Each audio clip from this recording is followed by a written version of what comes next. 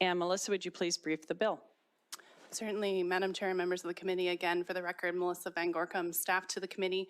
Before you is Senate Bill 5202 relating to reducing homelessness in Washington State through capital expenditures for programs that address housing insecurity. This bill is at the request of the Office of Financial Management. By way of background, the state constitution establishes a state debt limit. The treasurer may not issue bonds that would cause the debt service to exceed 8.25% of the general state revenue. The issuance of debt outside of the debt limit must be subject to a vote of the people via referendum. The State Finance Committee, composed of the governor, lieutenant governor, and state treasurer, authorizes the issuance and establishes the terms, conditions, and manner of sale of all bonds, notes, and other debt for the state to finance capital projects in the state's capital and transportation budgets.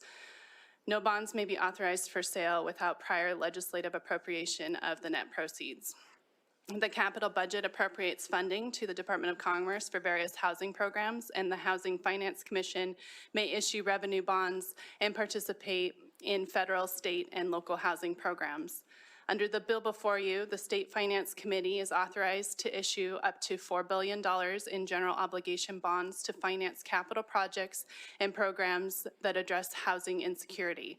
The Secretary of the State must submit the bond authorization to the people for their adoption or rejection at the next general election. If the majority of voters approve the referendum, these bonds would be issued outside of the constitutional debt limit, and the authorization would not expire until the full amount has been issued. The bill also creates an accelerator revolving loan fund program in the Department of Commerce to provide loans to nonprofit or for-profit developers, public housing authorities, public development authorities, or other eligible applicants to finance affordable housing for low-income households whose adjusted income is between 50% and 80% of the area median income, adjusted for family size in the county where the housing is located. Commerce must contract with the Housing Finance Commission to administer the program. Any housing financed under the program must serve low-income households for at least 60 years. Commerce must ensure equitable geographic distribution and shall not allocate more than $20 million per county per round of funding unless there is no other qualifying applications in other counties. Commerce must also establish criteria and procedures for long-term monitoring of affordability of housing and compliance, annual reporting requirements for loan recipients, and adopt rules necessary to administer the program. Loans must be structured with an interest rate between 1% and 2.5% for the first 20 years and for terms no longer than 30 years, and prioritized and awarded to eligible organizations based on the criteria established by the Commission. Loan recipients must commit to beginning construction within 180 days of the award, adhere to the Evergreen Sustainable Development Standard, file an annual compliance report, and restrict use of awarded loan funding to eligible costs of housing.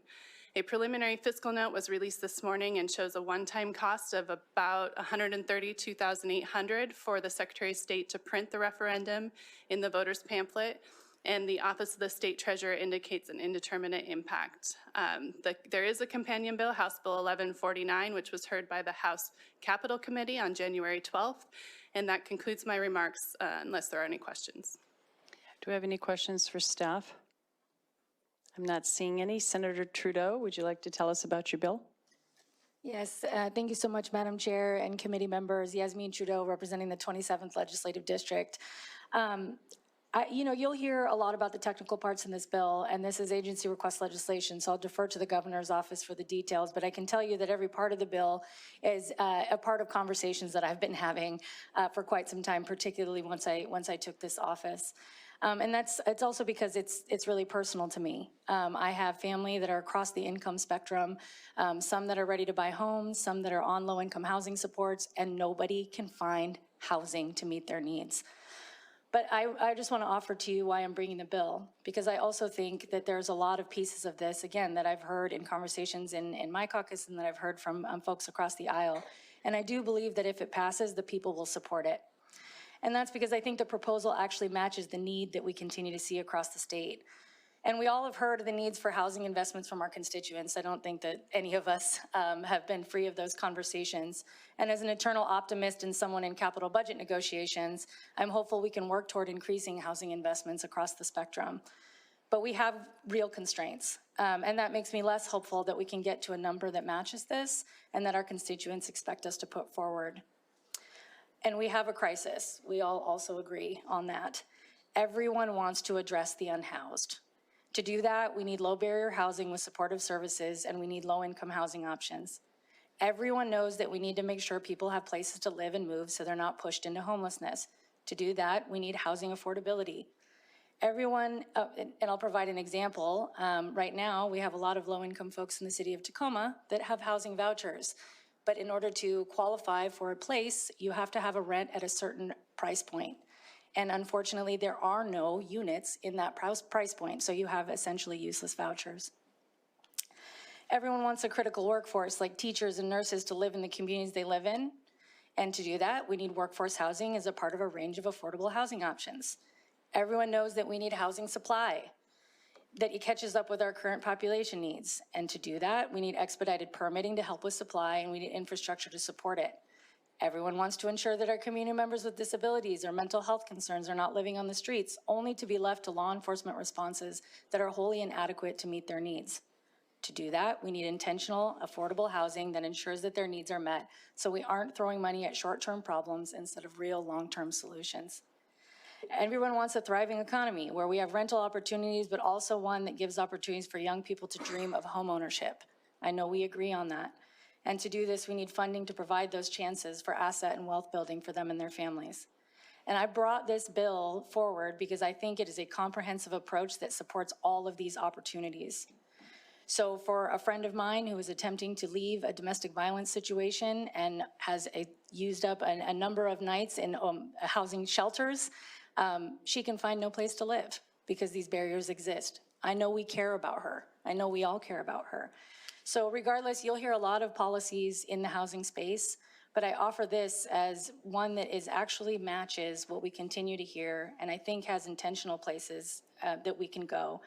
I think it respects also, and I know we all agree on this, it respects letting the people have the agency to make their own decisions on the investment amount at the ballot box. So I hope this bill moves through the process, but I hope that it also continues to remind and move us where the people, our people, are on this issue and how far we have to go as a body to meet their needs. Thank you very much. Thank you, Senator Trudeau. Senator Gildon has a question. Thank you, Madam Chair. And maybe for the prime sponsor, for staff, but do we have an estimate on how many housing units this is expected to produce? We did not have that information, Senator Gildon. I'll make sure that you get something, Senator Gildon. Senator Rivers. Can you tell me, and I think that for either, it takes a long time to build a home and our need is immediate. Is there anything in the bill that could start providing housing in the next 60 days? There is. I'm happy to, I would defer to OFM if they've got specifics. I also have a one-pager that I can provide, but there is rapid housing that's in there. There is permitting. Is it rapid housing or is it rapid housing funding? Let me, before I speak out of turn, let me just confirm, Senator Rivers, and I'll get you that answer. But there are a lot of immediate housing options and then longer-term housing options that are all a part of this discussion. Great, thank you. All right, with that, Senator Wilson has a question. Thank you, Madam Chair. And Senator Trudeau, just real briefly for clarity on the $20 million potentially allocated per county, the types of housing, is there any way I could narrow that down into the types of housing? We just heard a previous question on rapid. Help me out with that if you can. Yeah, I'll get you that answer, Senator Wilson. I don't have it with me right now, but I'm happy to dig into that and get you what you need. All right, and with that, we're going to start with public testimony. Madam Vice Chair. Thank you, Madam Chair. I'd like to call up in person David Schumacher, Michelle Thomas, and Lisa Vatsky, and on deck, also in person, Nick Federici, Andrew Calkins, and John Traynor. Mr. Schumacher, there you go. Thank you very much. Madam Chair, members of the committee, David Schumacher, OFM Director. Appreciate the hearing here in support of Senate Bill 5202. I think there was a good explanation of the accelerator program that's in this bill. I thought that I would address my remarks to the referendum and the choices that the governor made in proposing this. Last week I testified in this very room on the operating and capital parts of our spending plan. What this referendum does is funds that both this biennium, in the second year of this biennium, and into next biennium, and the following. So it's kind of a 5-year capital spending plan. There's obviously money in the underlying budget for the first year, since this wouldn't go into effect until it passed the legislature. Just to give you an idea of the governor's thinking, he wanted to be able to go much larger than we've ever been able to go in the capital budget. We've put more money in every capital budget for the last several years, and I think it's obvious that we're not making much headway. And the only way that we could figure out how to get the kind of scale to address the problem without decimating everything else that's in the regular capital budget, whether, our institutions of higher ed, that this would have swamped that. We decided to go outside the constitutional debt limit, ask for a vote of the people. That would make the debt still GO, full faith and credit of the state of Washington. It would be just like any other. But this non-conventional way is the way that we came up with to go big enough and bold enough and soon enough with the resources that we had. So I ask for your support, and I will answer any questions at whatever time anyone would like to ask them. Thank you. We'll wait till the panel finishes, and then we'll open it up for questions. Lisa, go ahead. Thanks, Chair Kruder, members of the committee. My name is Lisa Vatsky. I'm the Director of Multifamily Housing and Community Facilities for the Washington State Housing Finance Commission. I'm here today in support of Senate Bill 5202 and appreciate the bold leadership and critical urgency that this bill represents. We have affordable housing needs throughout the state, and the influx of resources could help accelerate and create many more units of affordable housing. We can attest to the capacity and pipeline of developers to utilize these resources, as shown by our latest intents to apply for tax-exempt bonds for just these types of low-wage workforce housing projects. We received over $850 million in requests for just $250 in available authority. An accelerator program like the one created in this bill would be just the catalyst needed to accelerate and move these projects forward that would otherwise remain stalled. I'm available to answer any questions you may have, and again, appreciate your leadership and support on addressing this critical affordable housing issue. Thank you. Thank you. Michelle. Hi, I'm Michelle Thomas with the Washington Low-Income Housing Alliance, enthusiastically pro in Senate Bill 5202. Thank you so much, Senator Trudeau, for sponsoring it. The Housing Alliance appreciates the governor bringing forward this bold proposal. Washington needs 1 million additional homes by 2044, and over 72% of those homes that are needed are homes that the for-profit private rental market will not build. Therefore, low-income folks that require public subsidy, including permanent supportive housing and housing that's affordable to very low and low-income households. This is housing that the Housing Trust Fund builds. Washington's clamoring for visible and tangible improvements to our housing crisis. This bill, plus a solid capital budget, prioritizing deeply affordable housing, means that our communities will start to see homelessness and housing instability decrease. Considering that this is a referendum bill, though, to the voters of Washington State, we do think that the bill needs some amendments to speak better to the voters, and we'd be happy to work on that with the sponsor. I also think that the bill needs a requirement that the majority of the funds go towards the greatest need, which is for housing for people earning 50% or less of the area median income. But with that, we'd be happy to see these amendments in committee or further down the road in ways. So thank you very much. Please do pass out this bill. It's absolutely necessary and urgently needed. Thank you.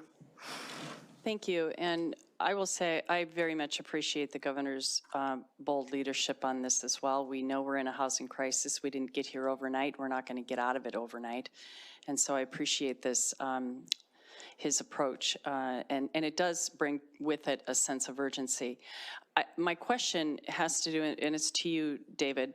I'm going to presume, I mean, money's one part of the puzzle, but we need land, and we also need construction workers to do the building and the remodeling and all of that. So I'm assuming there's some other preliminary work that's going on at the same time to cite where this may go and all of that. So once the money, if it's approved by the voters, that we're not then in a planning stage. Right. I mean, if this were to pass the legislature, be set on the budget, there would certainly be some work that could be done, although we would have to be careful about presuming that the money arrives. The other part of this is that this assumes a 5-year spending plan. So those things that are easiest to start early could be started, those things that take longer. And the other piece I think is important, you know, the capital budget that we write this year can be different the next biennium when we find out things that are working better, working worse, different needs. So it's a source of funds. The bill is not the final decision about what gets spent where. And the legislature, every year they come back, will be able to fine tune as long as that, you know, until that money is spent. Okay, thank you. Do we have any other questions? Senator Braun. Thank you, Madam Chair. A couple questions, if I may, for two different people. Thank you. So, David, and you may know this or not, it was asked earlier about the number of units proposed for the $4 billion. And related to that, what do you expect to spend per unit? Do you have a sense for either of those numbers? So the spending, and I can get you in our capital budget proposal, there's a series of appropriations. So it's not $4 billion, again, $4 billion is over 3 biennia, but the money that's spent this biennium is less than $1 billion, but it's on a variety of housing programs. So I can give you the breakdown of that. In addition to that, there's funding and proposals in our budget and bills around permitting and density, which won't be state-financed housing, but it's our hope that will encourage more housing as well. Okay, thank you. I mean, what I'm getting at is many things that you said are absolutely true. We all agree there's a housing crisis. I've heard numbers from, you know, 250 to 300,000 home shortage. The million until 2044 is another number that's been mentioned several times. But when you do the math on that, on current affordable housing in the range of 400,000 to 500,000 apiece, this doesn't seem to make us, I'm not saying it's certainly bold, but it doesn't really get us very far in terms of percentages of the need. That's why I want to understand, is this leveraged, anticipated to be leveraged, and therefore the cost per unit is lower? And if leveraged, how leveraged and what kind of leverage, that type of thing. I don't need an answer to that question. That's a longer question, but that's what I'm trying to get at, to understand, will this work? The other question may be for you, David, or may be for one of the other panelists. You mentioned the applications for tax-free loans, which has been one of the primary sources for affordable housing for many years. That's limited, I think you said, to 250 million, I'm sorry. I'm wondering if you looked at new broad programs to get money for housing, did we look at if we could expand that and the means to expand that? I think that's federally approved, is how that works. Is there any reason we can't ask for more tax-free loans to help supplement this or in place of this? So we have been working tirelessly at the federal level to try to get some movement on not only, it's a per capita amount that's only changed based on some inflation.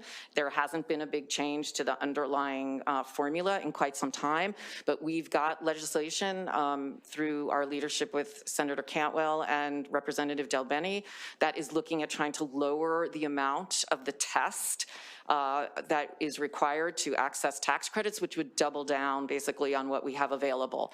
Unfortunately, we were really hoping it was going to be in the omnibus bill that was just passed in December, but it was not included. So we will continue to work tirelessly at the federal level to try to expand the tax exempt authority that we have as a state. And to put that in perspective, the 250 million, that's an annual amount? That is an annual amount. So, you know, versus 4 billion over 5 years, 250, if you double that, you make a significant dent in that need. Right, and I would say just to the need and pipeline, you know, the current request that we have for the 850 million is like 5,000 units.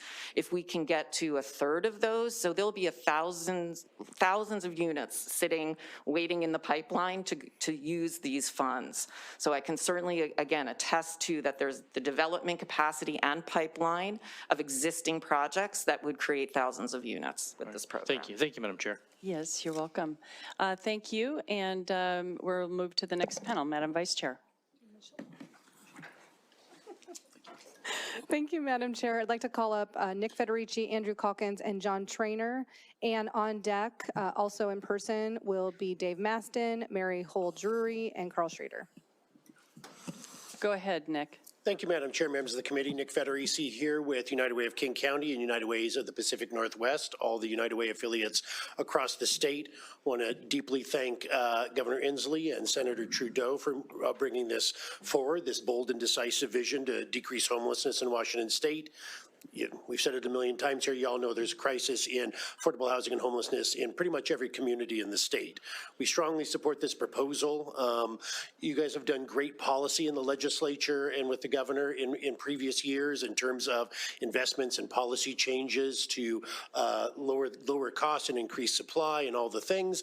And we're still not keeping up with the growth in the affordability crisis and in homelessness. In order to move forward in an assertive fashion and try to put a major dent in those crises, we feel like something of this boldness and vision is needed. And as Ms. Thomas said, in conjunction with a capital budget that focuses on those things that are most time sensitive, that shouldn't have to wait to go to the voters.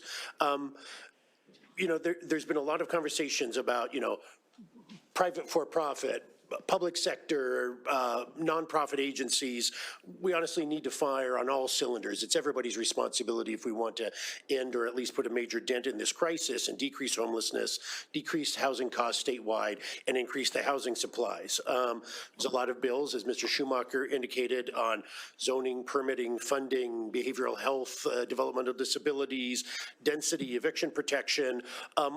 Many of those are necessary, but not sufficient. A lot of them just fiddle around the margins and get you tens of units here and there, potentially. We need tens of thousands of units, as Senator Braun alluded to, and we believe that this is a very smart package of things to do that. And again, hopefully over the next 95 days, we can have a conversation about what is the right mix of things in this so that everyone on this committee and throughout the legislature, as well as the voters, see themselves in this and can support it. Thank you. Thank you. Andrew.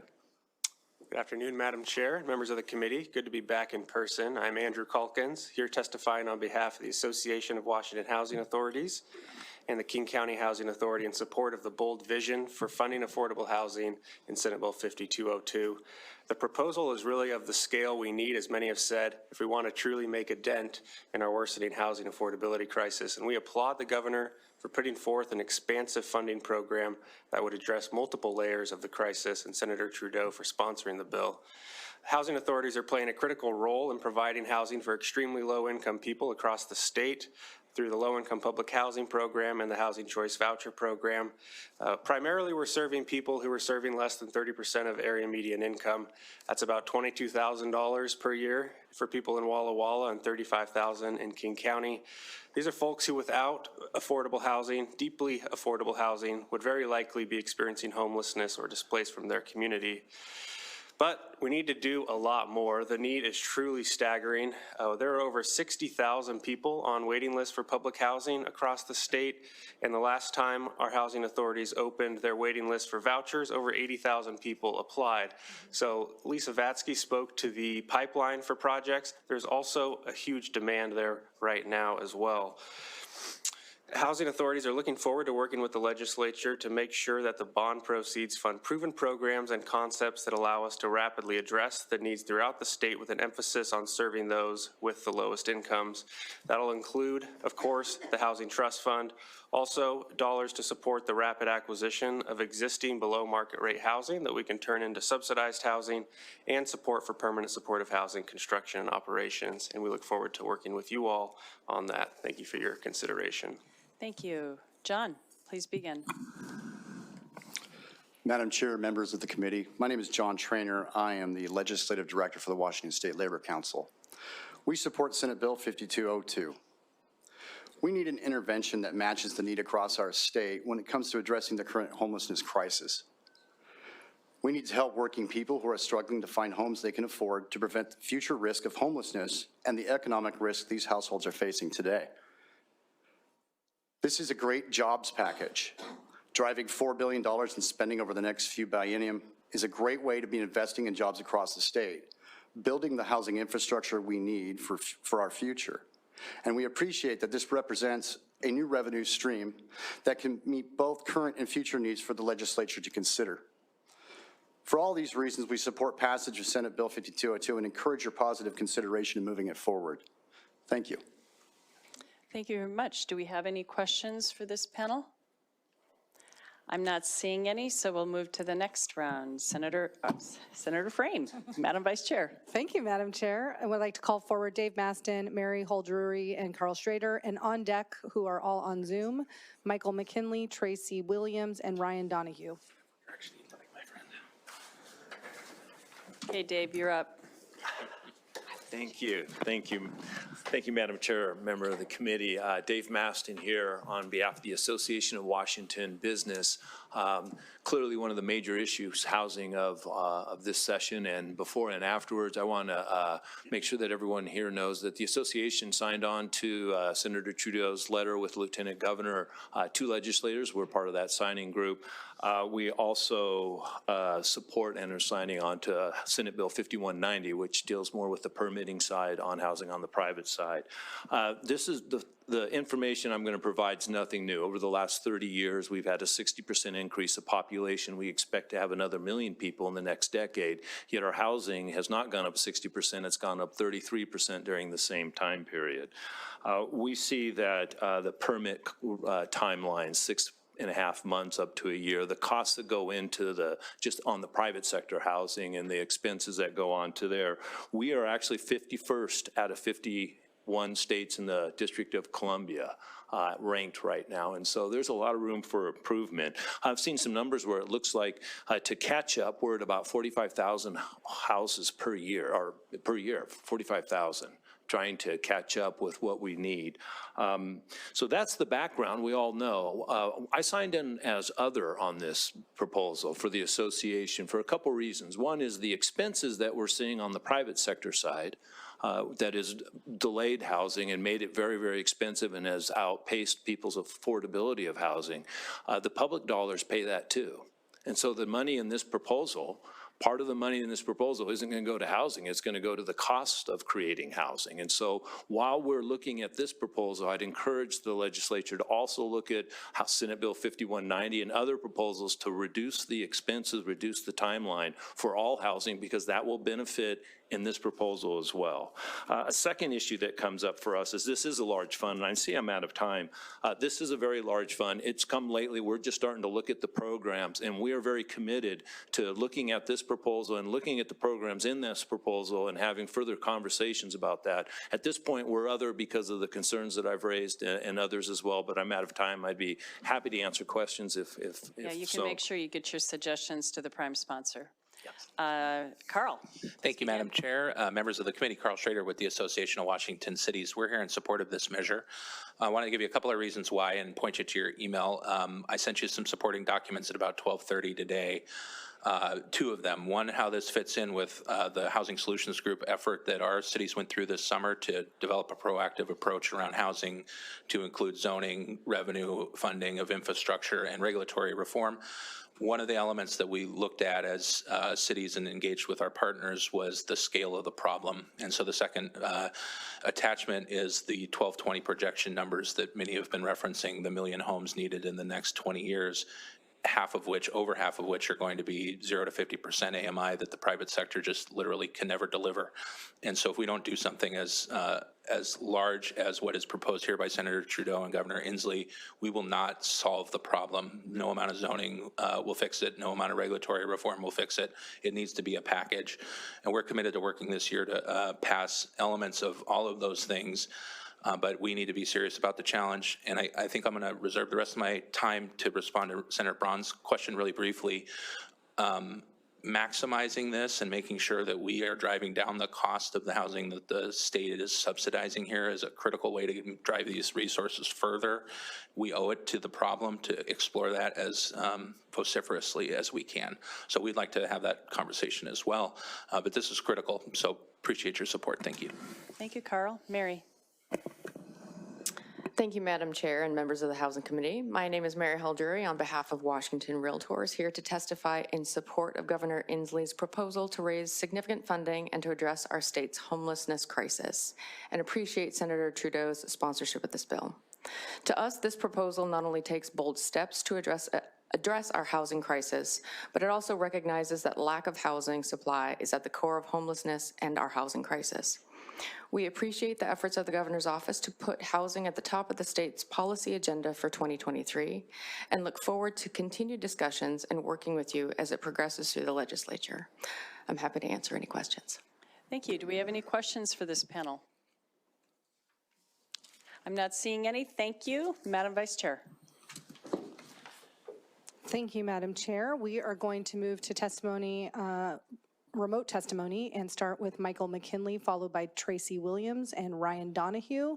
And on deck, also on Zoom, will be John Grant, Greg Dunfield, and Dennis Sills. So we'll start with Mr. McKinley. Mr. McKinley, Chair, when you're ready, there you are. Chair, members, I'm Michael McKinley speaking for myself. I'm against Senate Bill 5202. Since my testimony last week, I asked a 30-year-old friend of mine with a normal job what they thought, including the $38,000 minimum household income, to participate in the program in Pierce County. Her response was, "Oh, that's for rich people." While not exactly accurate, this bill will not help the target population, individuals who are homeless. The bill has no specifics to guarantee the number of housing units or where they'll be located. It is a blank check. The $4 billion in the bill is equivalent to almost half the state's total debt limit of $9 billion and exceeds the yearly allowed debt service limit by almost $1 billion a year, putting the state at greater financial risk. There's no long-term funding source, and the bill allows the legislature to come back later and add new taxes to pay off the bonds. The agency running the program, the Washington State Housing Finance Commission, has never done a project of this magnitude or complexities. Please vote no on Senate Bill 5202. Thank you. Thank you very much. And we have our next remote testifier. Should be Tracy Williams. Casey Williams? Tracy Williams.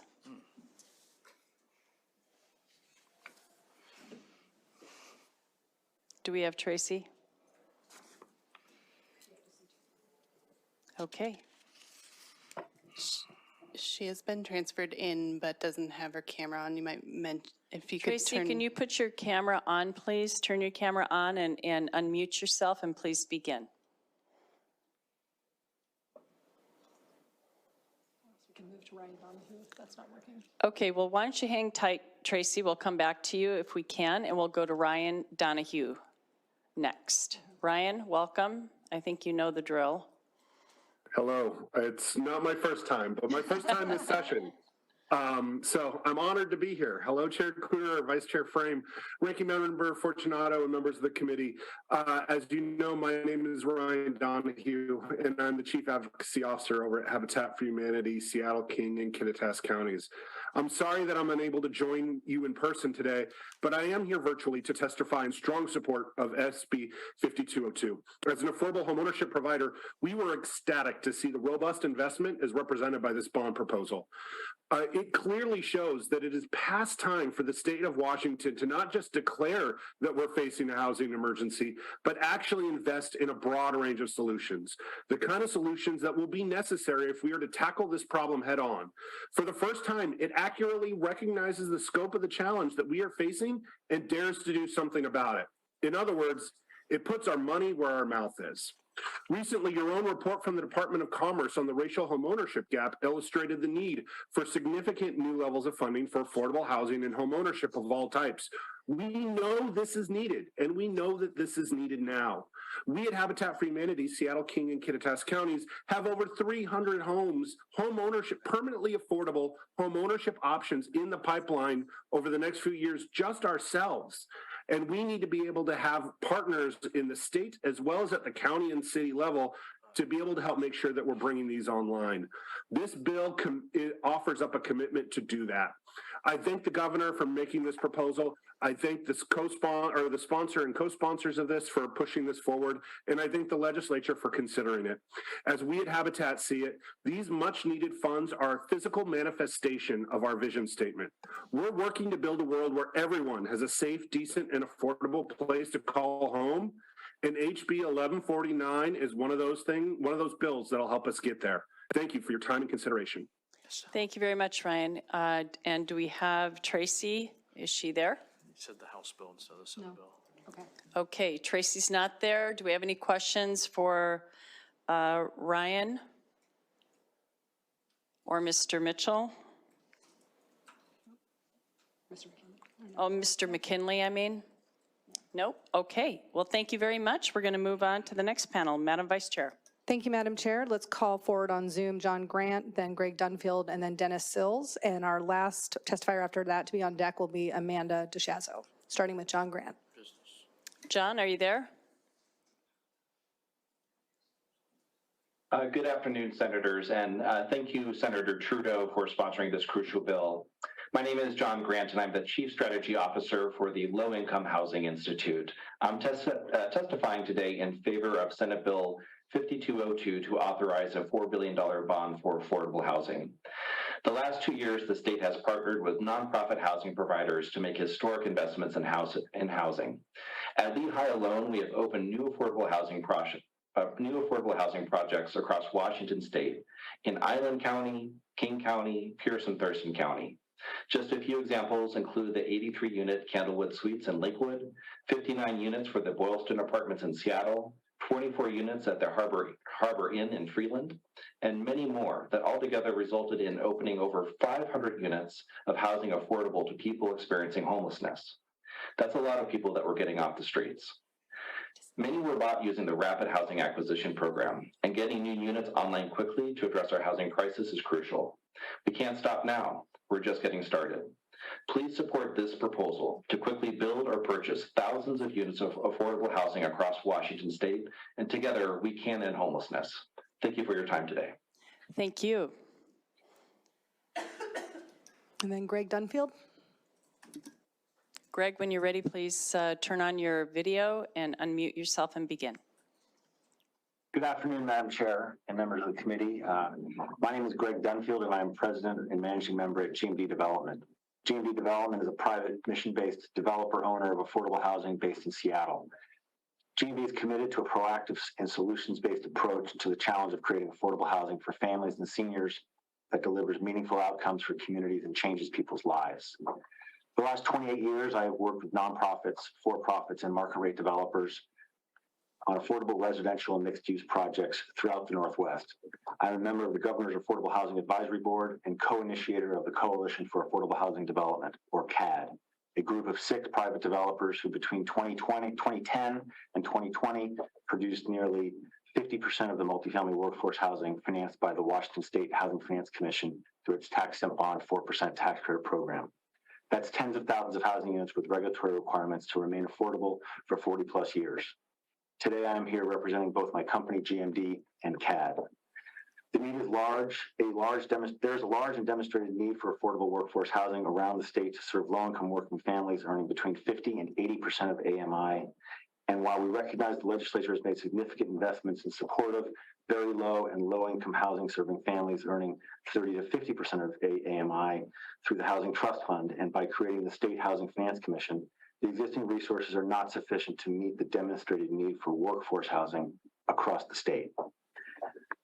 Our recommendation: I am here today to speak in favor of the Workforce Housing Accelerator Loan Fund, which the governor's proposed capital budget would fund at $50 million, and the proposed referendum that would fund the program at $450 million over the life of the referendum. However, our first recommendation would be to increase the initial capital budget appropriation for this program to $75 million, given the great need for workforce housing across the state. This will provide sufficient money to establish a new program for the development of affordable multifamily housing for persons earning between 50 and 80% of AMI, and to be administered by the Washington State Housing Finance Commission. The program is outlined in Part 2. I need you to wrap up, please, Greg.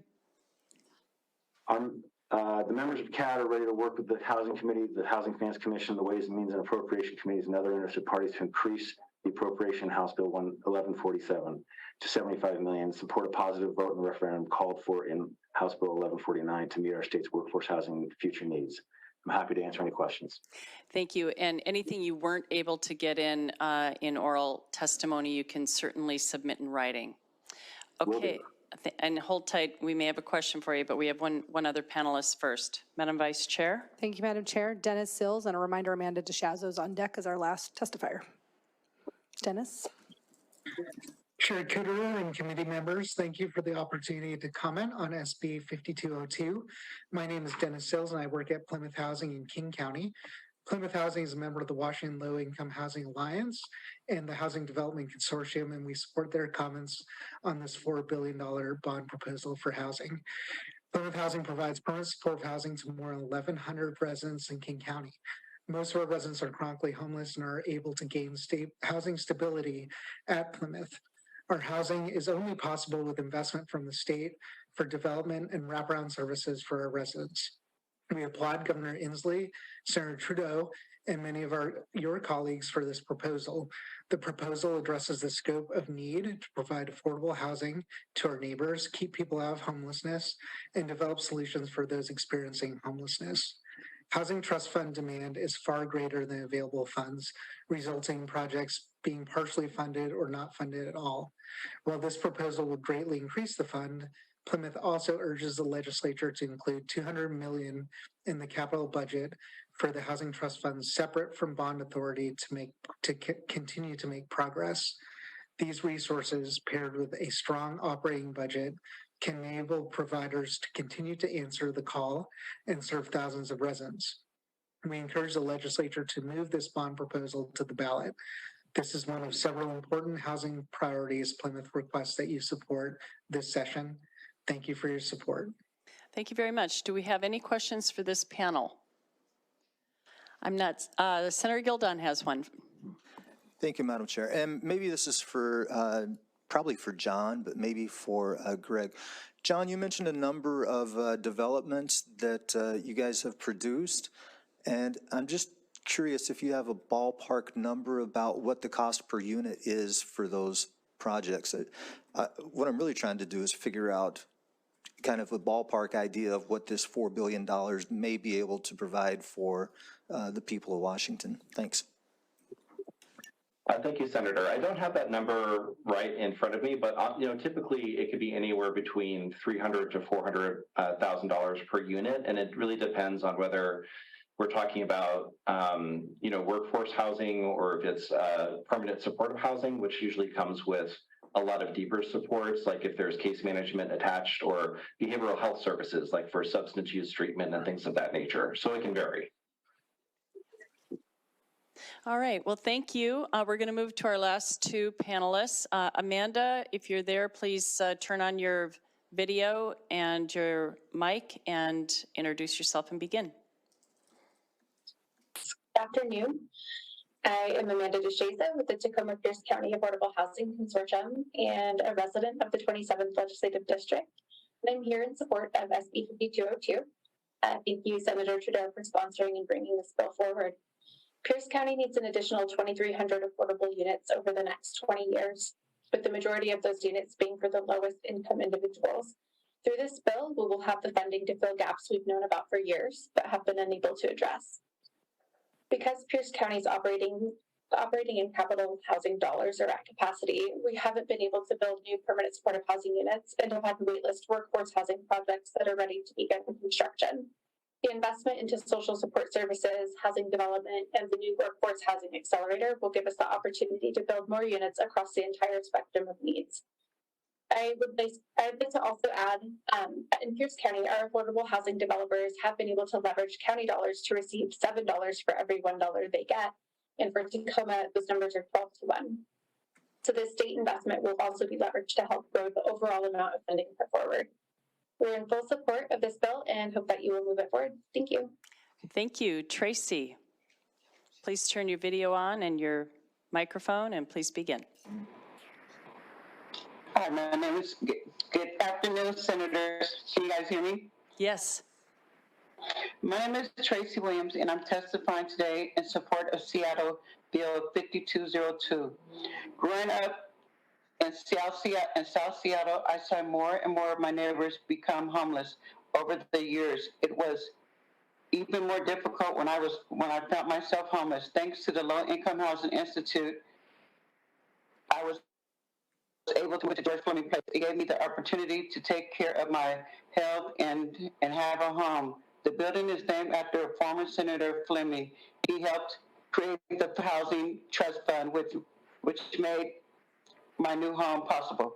Thanks to leaders like him, I moved into my new apartment where I can remain in the South Seattle area where I grew up. Now is your turn to make history. I never thought I would be homeless, but there is a solution, and that is why we must support this proposal for billions of dollars to build thousands of affordable homes.